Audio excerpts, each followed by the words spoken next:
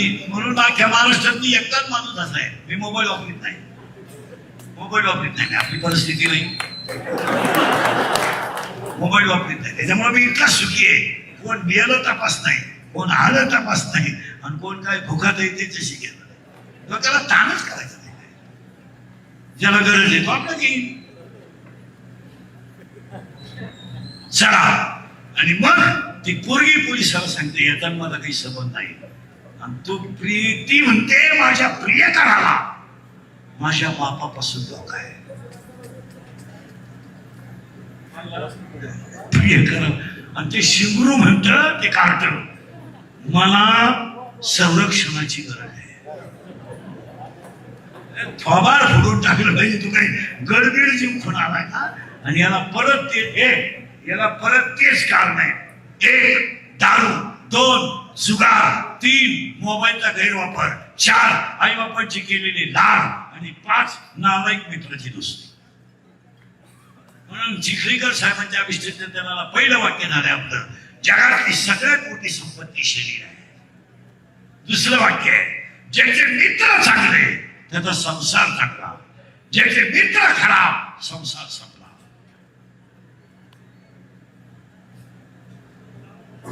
तुम्ही काही ज्याचे मित्र चांगले आणि दूध वाईट, वडिलांचे विचार वाईट नाही, गुरुजीचं शिकवणं वाईट नाही, मित्रांची संगत वाईट आहे. आणि आज 80% लोकांच्या स्थितीला गिराईक केवळ मित्रांमुळे लागले.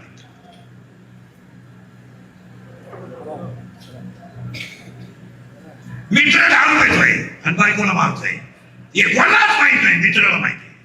त्याला मित्राला सांगितलं पाहिजे, मुलगी नेऊन घाल, उद्या जर ती मुलगी नेली तर तुझी खानदान जाईल, हे त्याला सांगितलं पाहिजे. मित्र दारू पेतोय, त्याला मित्राला सांगितलं पाहिजे, एक तर दारू सोड, नाही तर दोस्ती सोड. आज 80% लोकांच्या गिराईकाला, म्हणून साहेबांच्या विश्लेषणाला आता आपलं कीर्तन ठेवले म्हणजे 100 होणार. दुसरा संकल्प करा, काही हो त्यांचा 100 होईल, पण काही हो मित्र चांगले ठेवा. या वाढदिवसाच्या शुभेच्छा. आणि साहेबांनाही सांगून ठेवतो, कार्यकर्त्यांना सांगतो, या वाढदिवसाला सगळ्या तुम्ही संकल्प करा. सगळ्या महिला काय बचत गटाच्या बाया बी असतील, तुमच्या अंगणवाडीच्या, झेडपीच्या, काय तुमच्या पंचायत समितीच्या, सगळ्या लोकांनी झेडपीच्या शाळा वाचवल्या पाहिजेत.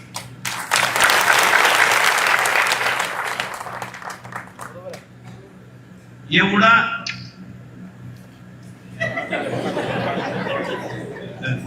हसण्यावरही देऊ नका. आपण साहेबांसकट सगळे झेडपीच्या शाळेत तयार झालोय, आणि आजही सगळे क्लास 1 अधिकारी ही झेडपीचे का बोले म्हणा. पण आज एवढा मोठा कार्यकर्त्यांचा मेळावा आहे, आणि एका चांगल्या आपल्या मातीतल्या माणसाचा अभिषेक कीर्तन आहे. साहेबांसकट सगळ्यांनी, कार्यकर्त्यांनी खुंदाटच बांधली पाहिजे, तर झेडपीची शाळा वाचली पाहिजे. आणि झेडपीच्या शाळेची परिस्थिती इतकी वाईट झाली, 10-5 पोर आहे आणि 2 गुरुजी आहेत, आणि याला स्थानिक राजकारण जबाबदार आहे. गावातले पुढारी कधीच शाळेत जाते नाही, फक्त म्हणतात त्या 15 ऑगस्ट 26 जानेवारी. 15 ऑगस्टला तर असे कपडे घालून जात्या जशी काय यांनीच इंग्रज उचकून लावलं. ग्रामपंचायत सदस्य, सरपंच आणि ग्रामपंचायत सदस्याच्या महिला यांच्यावर झेडपीची धुरा अवलंबून आहे. आणि तुम्हाला माहिती म्हणून सांगतो, जर उद्या झेडपीच्या शाळा बंद झाल्या, हे सामान्य कुटुंबातला मुलगा शिकू शकत नाही. तुमचं काय म्हणणं? जे आपण जेव्हा इतिहास वाचायचा ना, वर्ण व्यवस्थेमुळे शिक्षण मिळत नाही. आपल्याला 5 वर्षांनी ह्या द्यावं लागेल, फी नाही म्हणून शिक्षण मिळत नाही. खरंय का बोलले? 60-70 रुपये गरीबाचा माणूस घालू शकत नाही. नाही, शेतकऱ्याच्या बाबतीत कोणी डोकं लावायचं नाही. त्याच्या व्याजनाच काय झालंय, ज्यांना जमीन नाही ते शेतीवर जास्त भाषण करते, त्याच्यामुळे शेतीचा घोटाळा. शेतकऱ्याच्या व्यथा माहित नाहीत कोणाला, माहितच नाही कोणाला, माहित आहे तिथपर्यंत कोणी गेलं नाही. त्याचं वावर वाहून गेलं तर आपण फक्त त्याच्या बांधा उभं राहतोय. आपल्या संगे हे असतंच 7-8 जण गेले. पाहणी करतोय. पण झेडपीच्या शाळा जर वाचल्या तर साहेबांचा खरा अभिष्ट चिंतन. त्या गोष्टी काळाची. आज सगळे क्लास वर शिकलेले लोक आहेत ना, 1.5 किलोमीटर इंग्लिश मिडियम आहे. आणि इंग्लिश मिडियम आणि मराठी मिडियम. मराठी मिडियमचे पोरं पहा तुम्ही कधी फ्रेश. मला शाळेत मजाच तेवढी. शाळा जर सुटली तर अख्ख्या गावाला कळत ते शाळा सुटली. आनंद आहे. आणि त्यातल्या त्यात मुलगी जर म्हणलं उद्या सुट्टी आहे, खरा आनंद आहे. खेळण्यात आनंद आहे. आणि क्लासवर जेवढे आहेत तेवढे झेडपीचे ते. वाढदिवसाच्या 3ऱ्या शुभेच्छा. झेडपीची शाळा वाचलीच पाहिजे. तुमचं काय मत आहे? फार वाईट परिस्थिती. काय होतं, आम्ही बोलतो आम्ही होतो दुश्मन. नाही तर 3रं वाक्य आहे, 4थी शुभेच्छा द्यायची वाढदिवसाला. एक व्यक्ती एक झाड. झाडं लोक वाटतात पण लोक घरी नेलं लावत नाही. आणि लावलं तर फक्त फोटो पुरतं लावतात. त्याचे पाठ होते. दरवर्षी वृक्षारोपण आहे. खड्डा तोच फक्त उकारला का माणूस गावातून बाहेर कोण झाड आत्महत्या करतो. आणि त्याचे परिणाम आपण भोगतोय. आपल्याला माणसं वाचवायची नाही, आपल्याला धर्म वाचवायचा आहे. आपल्याला माणसं वाचवायची नाही, आपल्याला संस्कृती वाचवायची आहे. आणि आपल्याला घर सुंदर बनवायचं नाही, पर्यावरण सुंदर बनवायचं आहे. आणि घराच्या भिंतीला रंग द्यायचं नाही, माणसाची मन श्रीमंत करायची. भिंतीला हृदय मोठं करा. करा मोठं हृदय. हृदय मोठं करा. आपलं हृदय इतकं दरिद्री नाही तर ते गुढी बारीक करा. आणि सगळ्या माणसाचे हृदय बारीक झाले. बारीक हृदय. फक्त मी, माझी सासरवाडी, माझा पाहुणा, माझं पाहुण्याचे नातेवाईक तेवढे फक्त तेवढं. गाडी, बंगला, पकाय, बुद्धी, पट्टी, शुद्धी, फ्रीज, कूलर, गॅस, लायटर, बंधन, सगळे हिटर, फिटर, एअर, वाफे, चिंगळ्या, कांदी, गोण्या, बकरा, अंडी, दांडा, पटपट, टुकली, उशी, तवा, संडास, बाथरूम, किचन, होता, बेडशीट, दिवाण, चमचळ, पैसा, गाडी, बंगला, पाहुणे, रावडे, साडू, येईल, मेवणी, बास, एवढंच आमचं जगणार आहे. आम्ही असे ठरूनच टाकले, लोकांसाठी काहीच करायचं नाही. आपण फक्त एवढंच केलं, त्याच्यामुळे आपण संसारात नापास माणसं आहे. आणि ही गेली तिच्या मैत्रिणीला सांगायला. इथं आपण 42 मिनिटापूर्वी होतो. आणि तिच्या मैत्रिणीचं नाव आहे माया. आणि ही गेली तिला सांगायला, म्हणली बाई मी पोरग पटावलं, लुटलं, भिकारी केलं, त्याचं ATM BTM भिकारी केलं. पण ते तर नपुसक निघलं ना. कोण म्हणती? इच्छा. करेक्ट. कोणाला म्हणती? बस फिट बसलं घेतलं. असं फिट बसलं पाहिजे. माया. आता ती म्हणती, ती माया म्हणती बाई तुला तरी प्रिय करे, मला तर नवराही नाही, प्रिय कराही नाही, मी आहे. मग ही म्हणती का तुला माया आहे, तू माया आहे, तुला नवराही नाही, प्रिय कराही नाही, तू काय करते काय? ती म्हणली माझं एकच काम, जीवाला जन्माला घालायचं आणि मायेत गुंतून मारायचं, त्याला सुखीचं जगू द्यायचं नाही. मला एकच उत्तर द्या सगळे बसलेली माणसं, महिला पुरुषांनी. खुशीनं रातभर उकरलं, खालं काय?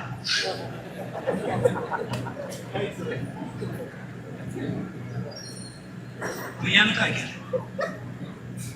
शाळेत गेला, मोठा झाला, नोकरी लागला, लगीन केलं,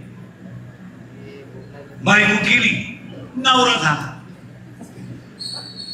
बायको बाळातीन झाली, बाप झाला, पोऱ्याचं लगीन केलं, सासरा झाला, सून आली, सासरा झाला, सून बाळातीन झाली, आता झाला. दिंडीत आमच्या लोकांनी आला, नेला, केला पुढे काय?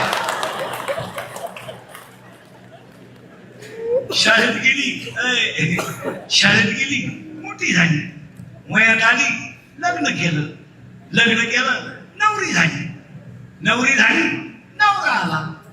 नवरा आला, बायको झाली, बाळातीन झाली, आई झाली, सून आली, सासू झाली, अटॅक आला, घुसली,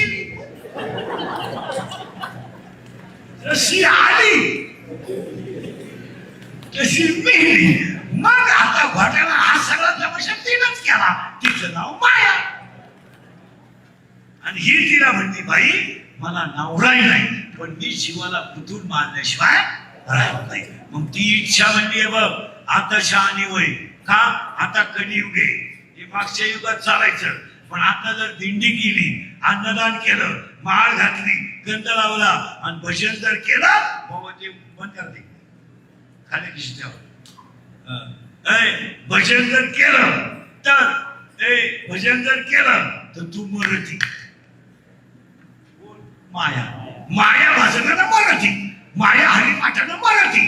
आणि हरिपाठ जर रोज केला, भजन जर रोज केला तर तू मरणार. माया म्हणली, मी मरू दे, मला लग्न न करता 16 पोरं आहे, मला नवरा नाहीये, पण पोरं 16 आहे. कोणती डायका 16च्या 16 पोरं. मी मी मी मी नसलो तर कोण वाजवी, मी नसलो तर चाल कोण म्हणे. मी महाराज आहे, तू चक्रम आहे. मी तू तुझं माझं. त्या बाबळी बसून या बाबळी बोत इकडे आखी इकी तुझी जिरी, तुझी जर जिरावली नाही ना म्हणा तुम्हीच बापाचा नाही. मी तू तुझं माझं किती झाले? 4. मी तू तुझं माझं 4. 16तून 12 4 गेले, किती राहिले? 12. आता 12च्या 12 पोरं ऐका माईचे. एक काम अवघड आहे. आता ऐका, काम शरीरात तयार झाला का तो डोळ्या वाटत आहे. पहिलं पाप डोळ्यात तयार होतं. आणि डोळा इतका सज्जन माणूस आहे, वाईट गोष्ट पाहत नाही. म्हणून किती खानदान दारुडे असू द्या, डोळे उघडे ठेवून कधी लागू येत नाही. किती रुपयाची पैसे, किती खानदान ठेवणं असू द्या, दारू पेताना डोळे झाकावेच लागतात. का? हा गडी नावाही गोष्ट पाहत नाही. म्हणून दारुड्या दुकानातून बाहेर येताना असं येत असतो बा.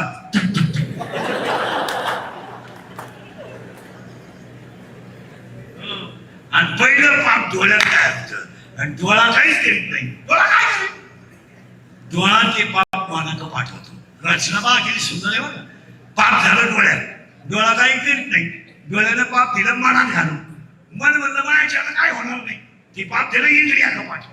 आणि एकदा इंद्रिय खवळले आणि शरीरातला काम जर कंट्रोल झाला नाही तर विद्वान माणूस सुद्धा चुकीची घटना करतो.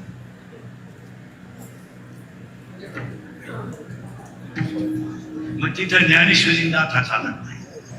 काम एकदा शरीरातला खवळला आणि तो जर कंट्रोल झाला नाही तर पुढे ऐका, काम जर अपुरा राहिला तर क्रोध तयार होतो.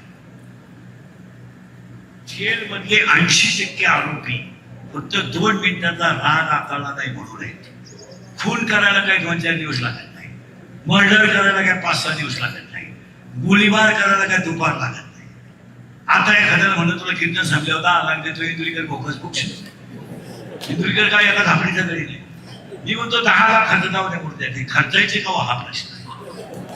आणि आपण ध्यानात ठेवा, 2 मिनिटाचा राग तुमची जिंदगी संपू शकतो आणि 2 मिनिटाचा राग तुम्हाला देव बनू शकतो. आम्ही जेव्हा जेलमधल्या आरोपीमध्ये कीर्तन करायला जातो, जेव्हा आम्ही तिथपर्यंत पोहोचतो तेव्हा आरोपी कीर्तनाला बसतात महाराज, तर ठसठसा आरोपी रडतात. ठसठसा का माहितीये का? कर्म 2 मिनिटाचं आहे, फळ आयुष्याचं आहे. काही वाईट वागायला काही लागणार नाही. 2 मिनिटाचा खेळ होता, तलवार काढायला, बॉक्सायला, गोळीबार करायला. पण आम्ही जेव्हा जातो येरवड्यासारख्या ठिकाणी रडतात लोक. ठसठसा का माहितीये का? कर्म 2 मिनिटाचं आहे. आणि कोणतंही कर्म केल्यावर त्या व्यक्तीला पश्चाताप होतो, पण ती वेळ निघून जाते. आणि वेळ निघून गेलो काय प्रश्न. तुम्ही सगळ्या साहेबांच्या कार्यकर्त्यांना सांगतो, तुम्ही हे भांडणार बिंडणार बसून बाजूला राहा. काही मजा राहिली नाही, काही नाही. लोकांना तुमचं काय, लोकांसाठी तुम्ही काही करा. मला आमचे 32 ते 33 वर्ष दांबलीवर गेले, काही लोकांना गेलं नाही. तुम्हाला वाटतं आपण समाजासाठी काही करतोय. समाज आपल्याकडे वेगळ्या दृष्टीने पाहतो, करायला तुम्ही या लफड्याने पडू नका मला की वाईट परिस्थिती आहे. जज महाराज हे जेव्हा जेलमध्ये आरोपीना आणि फक्त एकच गोष्ट आहे, 2 मिनिटाचा राग आहे, आकारला नाही तर संपलं जीवन. शेतकरी 2 भावांची मारामारी झाली, बैलगाडी वावरातून गेली म्हणून त्यानं त्याच्या डोक्यात दगड घातला. एक मेला आणि एक आत गेला. बैल घरी आलाय माणूस नाही राहिला, भांडण करत. जो आत गेलाय तो बाहेर येत नाही आणि मेलाय तो उठत नाही. का पशी लावायची?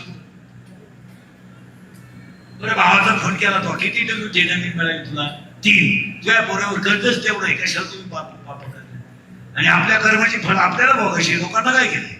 हे माझं गोट आहे, तिचं काम मला होणार आहे, वेदना मला होणार आहे, रक्त माझं जाणार आहे.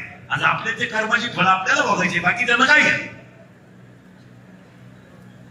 अभ्यास करा. शेवटी म्हातारपणी आयुष्यात वाईट वागायचं, कधी नीट वागायचं, मग पडले उतारे, चालता येईन, काही करता येईन, आणि मग म्हातारपणी वटाय पडायचं, पोरं धावात्या, सुनबाई कशी किती काय काय त्याला माझे. मग खाटावर झोपता येईन, उतारा पडायचं, तोटाळणी असता येईन.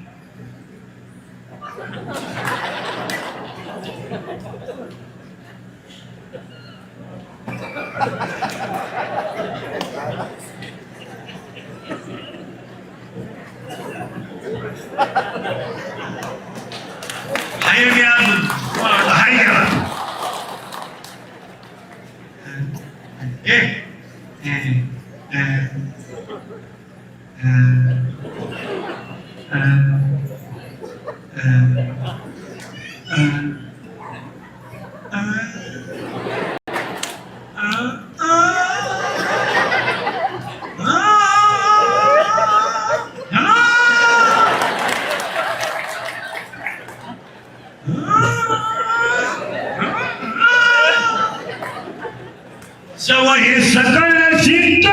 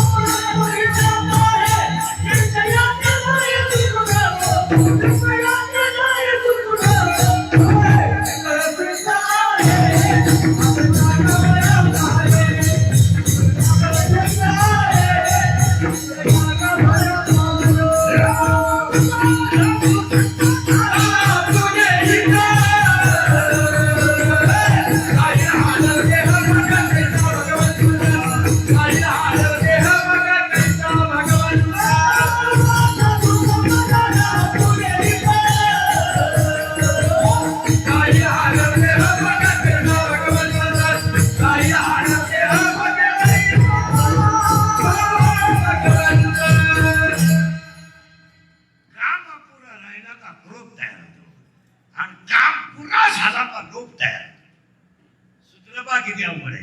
काम पुरा झाला नाही, काम पुरा झाला नाही का क्रोध तयार होतो, आणि काम पुरा झाला का लोभ तयार होतो, आणि लोभ तयार झाला का मोह तयार होतो, मोह तयार झाला का मद तयार होतो, मद तयार झाला का अहंकार तयार होतो, आणि अहंकार तयार झाला का हा सरळ नदीवर जातो.